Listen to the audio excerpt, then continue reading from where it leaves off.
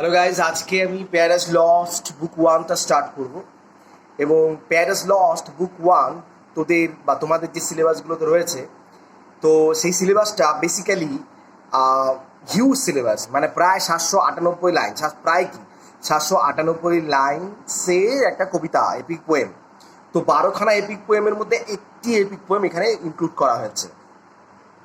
যেহেতু এই পেপারটায়, অর্থাৎ আমরা যে পেপারটা পড়বো, পেপার 6, আই থিঙ্ক এটা পেপার 7। তো পেপার 7-এর যে পেপারটা আমরা পড়ছি, প্যারাডাইস লস্ট রয়েছে, রেপ অফ দ্য লক রয়েছে, detail text. Rape of the lock আমি অলরেডি পড়িয়ে দিয়েছি, আর রেপ অফ দ্য লকটা আমি বলবো থরলি পড়তে হবে।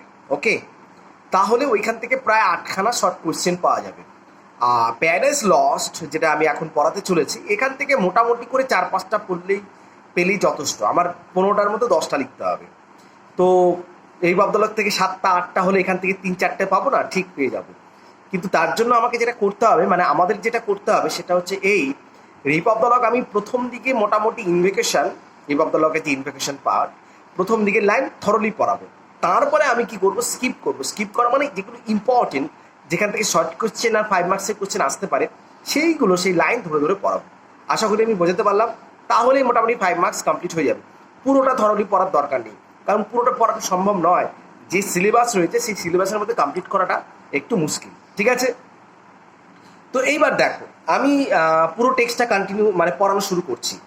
অলরেডি আমি প্যারাডাইস লস্ট সম্পর্কে আমি বলে দিয়েছি। মিল্টন প্যারাডাইস লস্ট লিখেছেন, কখন লিখেছেন, কী লিখেছেন, এগুলো ইন ডিটেল আমি জানিয়ে দিয়েছি। আর যে হোয়াটসঅ্যাপ গ্রুপটা রয়েছে আমাদের, সেই হোয়াটসঅ্যাপ গ্রুপটাতে আমরা সব পেয়ে গেছি আর কি অলরেডি। তো আজকে আমি সরাসরি টেক্সটটা চলে যাচ্ছি। ওকে, Paradise Lost, Book 1. O man's first disobedience, and the fruit of the forbidden tree, and whose mortal taste brought death into the world, and the all our woe, with the loss of the Eden, till the one greater man restore us and regain the blissful seat. Sing, heavenly muse, that on the secret top of the orb of the Sinite it is inspired that Sephard, who first started the Trojan seed, at the beginning of the how heavens and the earth rose out of the cubes. একসঙ্গে পুরোটা এতটুকু পড়াতে হলো আমাকে। এখন আমি আস্তে আস্তে মানেটা বলার চেষ্টা করি। অফ ম্যানস ফার্স্ট ডিসঅবিডিয়েন্স, এখানে ম্যানস বলতে বোঝাচ্ছে ম্যান, প্রথম নরনারী যে অ্যাডাম আর ইভ, তিনি যখন ফার্স্ট টাইম যখন ডিসঅবিডিয়েন্স অর্থাৎ অবাধ্য হয় ভগবানের। অ্যান্ড দ্য ফ্রুট, সেই অবাধ্যটা কি? ফ্রুট অফ ফরবিডেন ট্রি, নিষিদ্ধ গাছের নিষিদ্ধ ফলটা খাওয়া শুরু করে প্রথমবার। অ্যাডাম আর ইভ যে আপেলটা খায়। Whose mortal taste brought death into the world. এখন একটু বাইবেল আমরা জানি, অ্যাডাম আর Eve tasted the apple, which is basically the fruit of knowledge, and forbidden by the God, and God said that those fruits shouldn't be eaten, and but Adam and Eve, because of something or because of somebody, ate the forbidden fruit, and then in that way they disobeyed. God's oracle, or God's instruction, and which is why they face Adam and Eve, our grandparents, face the decline from what? Decline from heaven, or actually প্যারাডাইসটা কি জিনিস সেটা একটু বলার দরকার আছে। তো ওই ফলটা খাওয়ার পর যেটা সম্ভব ইডেন হচ্ছে একটা বাগান, স্বর্গোদ্যান বলা হয়। স্বর্গের মতনই দেখতে অসাধারণ সুন্দর একটি বাগান। ইডেনের বর্ণনা আমরা এখানেই পাবো, পরে আমি বলবো, ডিসকাস করব। তো সেই ইডেন থেকে তোমার হচ্ছে স্থানচ্যুত হয় অ্যাডাম আর ইভ। কেন? ওই ফলটা খায়। ফলটা কিসের ফল ছিল? না, ফ্রুট অফ নলেজ, যেটা ভগবান বলে দিয়েছিল এই ফলটা খাওয়া যাবে না, এটা একটা নিষিদ্ধ ফল। এই ফলটার এই জ্ঞান বৃক্ষের ফল যদি তোমরা খাও তাহলে সমস্যা পড়বে। ফলটা খাওয়ার সঙ্গে সঙ্গেই তারপর থেকেই সারা পৃথিবী জুড়ে দুঃখ নেমে আসে। এবং তারপর তো বললাম অলরেডি যে ইডেন, আগে যে আমাদের যে গ্র্যান্ড প্যারেন্টস অ্যাডাম আর ইভ ইডেনে থাকতো, তাদেরকে সেখান থেকে ভগবান তাড়িয়ে দেন এবং তারপরে পৃথিবীতে পাঠিয়ে দেন। বলতে তারা মানে স্বাভাবিকভাবে আর ওখানে থাকার অধিকারটা হারিয়ে ফেলে। Until the one greater man, কিন্তু তারপরে কি হলো? অবশেষে এই পাপ থেকে এই পাপ থেকে কে বাঁচাবে না, টিল দ্য শেষ ওয়ান গ্রেটার ম্যান রেস্টোর আস। এই গ্রেটার ম্যানটাকে জেসাস ক্রাইস্ট, ভালো করে বোঝার চেষ্টা করো। এই জেসাস ক্রাইস্ট জবে থেকে আসবে, মানে যেদিন আসবে এসে মানুষের সেই পাপকে মুক্ত করবে, হ্যাঁ, সেই পর্যন্ত কিন্তু ইডেনটা তো মানে ততটা পর্যন্ত ইডেনকে তো হারিয়েই ফেলা হয়েছে। ইডেন তো মানে আমরা যে ইডেনের কথা বলি, ইডেন কিন্তু অলরেডি আমরা যেটা যদি সেইভাবে অনুধাবন করি যে ইডেন কিন্তু আমরা কি না সম্পূর্ণরূপে হারিয়ে ফেলেছি। এবং আমরা কি দেখেছি, জিসাস ক্রাইস্টের আগমন পর্যন্ত আমরা অপেক্ষা করেছি, তার আগে যা হওয়ার হয়ে গেছে। তো জিসাস ক্রাইস্ট এসে আমাদেরকে বাঁচাবেন, আমাদেরকে বলতে ম্যানকাইন্ডকে, হিউম্যান বিইংকে, রেস্কিউ আস দিকে দ্য ব্লিসফুল সিট, এবং তিনি আবার ভগবানের আশীর্বাদ, ব্লিসফুল সিট মানে এখানে বোঝাচ্ছে কি ভগবানের আশীর্বাদ, যেটা ভগবানের প্রার্থনা, ঠিক আছে, বা আরো ভালো করে ভগবানের প্রার্থনাটা কি প্যারাডাইসটা আবার রিগেন করবে। Singh heavenly muse. এবার কবি সরাসরি হেভেনলি মিউজকে বলার চেষ্টা করে। হেভেনলি মিউজ মানে হচ্ছে মিউজ যে দেবী, তো হেভেনলি মিউজ যে দেবী, গ্রিক মাইথোলজিতে আমরা দেখেছি হেভেনলি মিউজ কিন্তু অন্য ব্যক্তিত্ব। তারা ছিলেন ক্যালিওপে, থালিয়া, ক্লিও, এরা, যেটা হোমারের ইলিয়াড ওডিসি লিখেছেন যখন, সেই সময়কার যে দেবী তারা। কিন্তু এখানে হেভেনলি মিউজ, মিল্টনে হেভেনলি মিউজ ডিফারেন্ট পার্সোনালিটি, এবং তার কাছে বলছেন হে স্বর্গীয় মাতা, বা আমাদের দেশে সরস্বতী যেমন মিউজ, ঠিক আছে, that on the secret top of the Oreb of the Sinai didst inspired, তুমি হেভেনলি মিউজ, এখানে বলছে sing heavenly muse, that on the secret top of the Oreb Sinai didst inspired that shepherd. Heavenly muse বলছে তুমি তোমার গানটা শুরু করো। তোমার গান শুরু করা মানে হচ্ছে তুমি তোমার মহিমাটাকে আমাদের সামনে নিয়ে এসো। আমরা চাই তোমার মহিমাটাকে সামনে নিয়ে এসো, যাতে আমি ইন্সপায়ার্ড হতে পারি। এই যে লেখা আমি লিখতে চলেছি তাতে আমি ইন্সপায়ার্ড হতে পারি। এবং সেই গল্পটা প্রথম আমরা জেনেছিলাম কি, দ্য সিক্রেট টপ অফ অরেভ। অরেভ মানে হচ্ছে অরেভ মাউন্টেন, একটি পাহাড়। অফ সিনাই হচ্ছে পাহাড়। Did is inspired the shepherd হচ্ছে এখানে মোজেস বা মুসা। এখানে একটু গল্প আছে, একটু বলে নিই। মোজেস হচ্ছে প্রথম তিনি কি করেন, মোজেস থাকেন কোথায়? মোজেস হচ্ছে প্রথমবার তাকে দেখা যায় যে অরেভ মাউন্টেনে, তিনি একজন শেফার্ড ছিলেন। ভগবান তাকে প্রথম দেখা দেন। কিভাবে দেখা দেন ভালো করে বোঝার চেষ্টা করো। সেখানে বনের মধ্যে আগুনটাকে তিনি জ্বালিয়ে দিয়েছিলেন ভগবান, এবং তার মধ্যে দিয়ে ভগবান প্রথম মোজেসের সামনে দেখা দেন। পরে যে সিনাই যে পাহাড়ে, সেখানে ভগবান মোজেসকে কিছু উপহার দেন, আইন উপহার দেন। সেই আইনের মাধ্যমে মোজেস অথবা মুসা পরবর্তীকালে কি করেছিলেন, shepherd who first taught the chosen seed বলতে জিউসদের বলছে, ইহুদিদের বলছে, ইসরায়েলিটিস যারা তাদেরকে বলছে। ইসরায়েলে যারা বাসিন্দা ছিল সেই সময় তাদেরকে জিউস বলা হয়। তো সেই জিউসদের বলছে, তাদেরকে সেই বা আইনের দ্বারা মোজেস বা মুসা শিখিয়েছিলেন। কি শিখিয়েছিলেন? তার বাণী শিখিয়েছিলেন। অনেকেই বলেন যে সেই আইনটা আসলে মোজেস নিজেই লিখেছেন, ঠিক আছে, সেটা আমি পরে আসছি, কিন্তু এটা ভগবানের বাণী হিসাবে ধরা হয়। In the beginning how the heaven and the earth rose out of the chaos.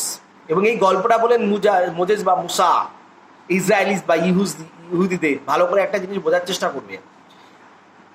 আব্রাহামি নিজাত মানে হচ্ছে, বা আব্রাহাম যে রিলিজিয়ান্স রয়েছে, আব্রাহাম রিলিজিয়নের মধ্যে প্রথম ধর্মের নাম হচ্ছে জিউসদের ধর্ম, ঠিক আছে, ইহুদিদের ধর্ম, জিউস। তারপরে হচ্ছে ক্রিশ্চিয়ানিটি, তারপর শেষে হচ্ছে ইসলাম। ভালো করে বোঝার চেষ্টা করুন। এই তিনটে ধর্মকে ধরা হয় আব্রাহাম রিলিজিয়নদের মধ্যে, এগুলো ধরা হয়। তো প্রথম যে ছিলেন মোজেস, যদিও জেসাস ক্রাইস্টের ভগবানের প্রথম দূত অ্যাডামারি, পরবর্তীকালে অনেকেই এসেছিল, ওকে, তাদের মধ্যে মোজেস একজন ব্যক্তি। মোজেস কি শিখিয়েছিলেন ইহুদিদের প্রথমবারের জন্য? কেওসের কথা শিখিয়েছিলেন। কেওসটা কি ছিল? কেওসটা হচ্ছে সেই কেওস ছিল যেটা আমরা জানি যে প্রথমবার সৃষ্টির শুরুতে চারিদিকে শুধু অন্ধকার, তালগোন পাকানো একটা ডিসঅর্ডার ছিল, যেখানে সৃষ্টি ছিল না, ভগবান ছিল সেই সময়। তখন সেই কেওস থেকে ভগবান সৃষ্টি বা ক্রিয়েশনকে তুলে আনে, সৃষ্টিকে শুরু করে, এবং তারপর এবং স্বর্গকে তৈরি করে, পৃথিবীকে তৈরি করে। আমি একটা ছবির মাধ্যমে চেষ্টা করব, ঠিক আছে? তারপর কি বলছে এবার দেখো, heaven and earth rose out of the chaos, or if Sion hill delight thee more and Siloa's brook that flowed first by the oracle of God. তারপর আমরা কি দেখি, delight thee more and Siloa's brook that flowed first by the oracle of God. এইবার আমরা কি দেখবো দেখো, if Sion hill, Sion hill হচ্ছে একটি পাহাড়, একটি পাহাড়ের নাম, একটি পবিত্র পাহাড় যেটা হচ্ছে জেরুজালেমের পবিত্র পাহাড়। অ্যান্ড ডিলাইট দি মো, বলছেন কবি তখন মিউজকে, মানে মিউজের উদ্দেশ্যে, হে মিউজ, তোমাকে যদি দারুণভাবে মিউজ, অর্থাৎ এখানে কি বলছে যে হেভেনলি মিউজ, যে সিয়ন হিলে তুমি যখন থাকতে, সিয়ন হিল তোমাকে যখন এন্টারটেন করতো, বা সিয়ন হিল তোমাকে যখন আনন্দ দিত, সেই সময় আর কি ডিলাইট দি মোর, তোমাকে আনন্দ দিত। এবং শুধু তাই নয়, উচ্চারণটা হবে সিলোয়াস ব্রুক হচ্ছে নদী, that flowed first by the oracle of God, যেটা ভগবানের অরাকালের সামনে আসতো, ঠিক আছে? ভগবানের অরাকালের সামনে থাকতো, ভগবানের অরাকালকে দেখতো, এই নদীকে গুরুত্ব দিত। যে নদী আসলে প্রকৃতপক্ষে ভগবানের দ্বারা চালিত হতো, এবং যে পাহাড় যার কথা বললাম সেখানে ভগবান যেত, এন্টারটেন হতো। এবং আর কি, আই দিস ইনভোক দাই aid to my adventurous song, আমি তোমাকে এইবার শোনাতে চাই সেই অ্যাডভেঞ্চারাস সং, সেই গান, যে গান অ্যাডভেঞ্চারাস সং বলতে এই এপিক পোয়েমের কথা বলছেন, এপিক পোয়েম যেটা প্যারাডাইস লস্ট, যেটা লিখতে চান উনি, মিল্টন লিখতে চান, তো মিউজকে বলছেন সেটা। এবং আর কি, that will no middle flight intent to show, কিন্তু এই আমার যে লেখা, এই লেখার কিন্তু যে বাণী, যে লেখার যে বিষয়বস্তু সাধারণ জিনিস না। মিডল ফ্লাইট মানে সাধারণ, মানে তোমার হচ্ছে সাধারণ মানুষদের কথা বলা হচ্ছে, ওকে, তাদের নিয়ে জীবনযাপন নয়। ইন্টেন্ট টু শোর অ্যাবাউট দ্য আউনিয়ান মাউন্ট মানে মাউন্ট হেলিকন, যেখানে তোমার হচ্ছে গডরা থাকতেন একটা সময়, Mount হেলিকন।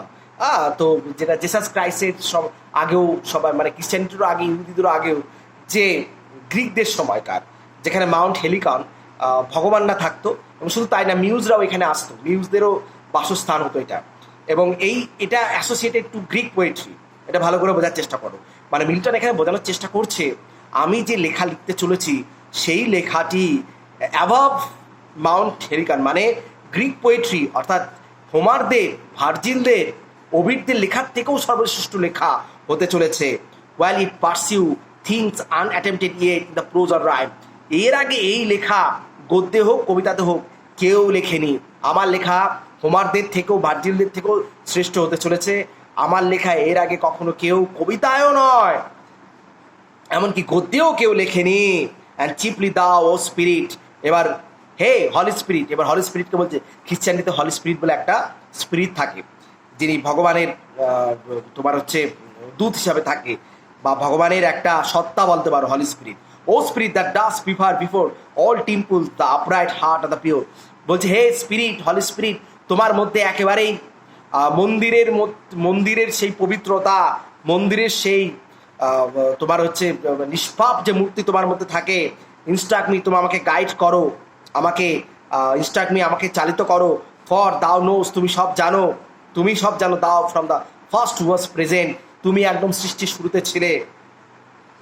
And with the mighty wings outspread, এবং তুমি তোমার ডানার সঙ্গে dove like sat brooding on the vast abyss, যে নাকি পায়রার মতন কেওস, অ্যাবিস মানে কেওসের উপর বসেছিলে। এবং অ্যাবিস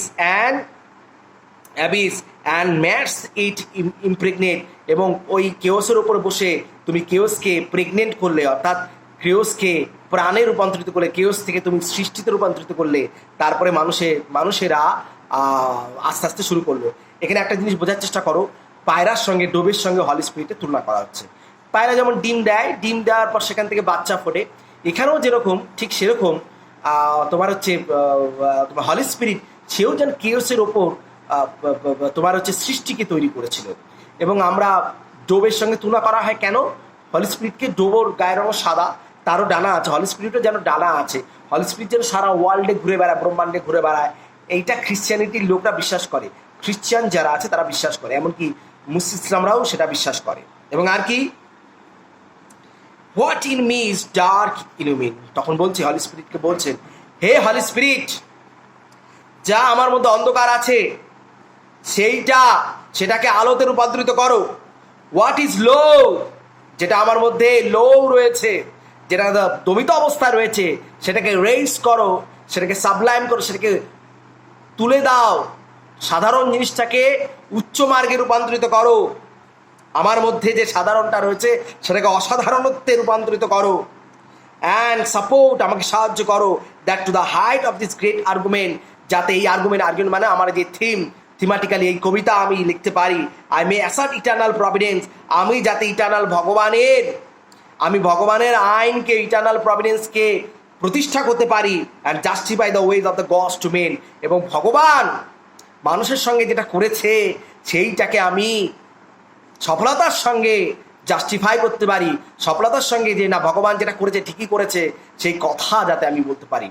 তো এতটা আমি আজকে পড়ালাম। এই পুরোটা হচ্ছে তোমার বলা হচ্ছে, এটাকে বলা হচ্ছে এপিক কনভেনশনের প্রথম ইনভোকেশন। এপিক কনভেনশন বলে একটা পার্ট আছে। ইনভোকেশন মানে নিউজ বা কবিতার দেবীকে তোমাকে কি করতে হয়, প্রার্থনা করতে হয়, তার কাছে আশীর্বাদ নিতে হয়, যাতে সে যে কবিতাটি লিখতে চলেছে খুব দারুণভাবে কবিতাটি লিখতে পারে। আশা করি আমি বোঝাতে পারলাম। আজকে এইটুকুনি হলো। ওকে।